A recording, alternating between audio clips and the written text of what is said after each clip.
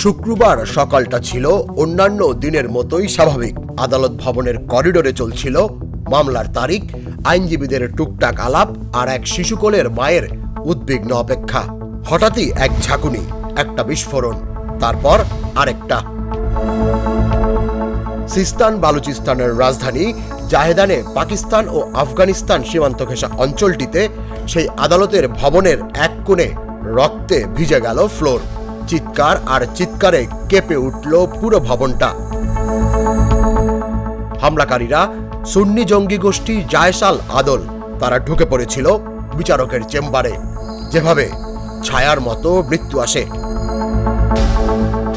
ইরানের রাষ্ট্রীয় বার্তা সংস্থা ইরনার বরাত দিয়ে রয়টার্স জানায়, তাদের হাতে ছিল সাউন্ড গ্রেনেড আর মুখে ছিল উগ্র মতবাদের ক্রোধ। 6 জন নিহত।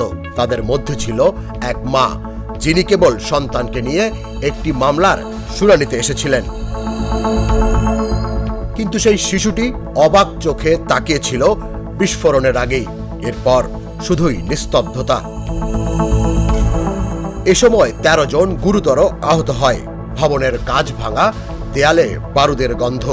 নিরাপত্তা বাহিনীর সঙ্গে শুরু হয় তীব্র গুলি বিনিময়। প্রত্যক্ষদর্শীরা জানান, যেন কোনো এক সিনেমার দৃশ্য, কিন্তু বাস্তবে জীবন হারায় রক্তাক্ত দৃশ্যগুলোতেই। জায়েশ আল আদল হামলার দায় স্বীকার করেছে, আর অন্ধকার ভবিষ্যতের ইঙ্গিত দিয়েছে তারা। সিস্তান বালুচিস্তানে এমন হামলা নতুন নয়, কিন্তু আদালতের মতো একটি ন্যায়ের প্রতীককে লক্ষ্য করা, এ যেন সরাসরি রাষ্ট্রের হৃদয়ে ছুরির আঘাত। সেখানে যেখানে বালুচ সুন্নি সংখ্যালঘুদের অভিযোগ দীর্ঘ আর রক্তপাত তারই নিষ্ঠুর ফল। প্রশ্ন একটাই, কে নিরাপদ আর কতকাল? Tushar Islam, Jago news. Good luck পেনের সফট অয়েল বেসড ইঙ্ক, তাই নিখুঁত লেখার আত্মবিশ্বাস। Good luck pen, make your lakh.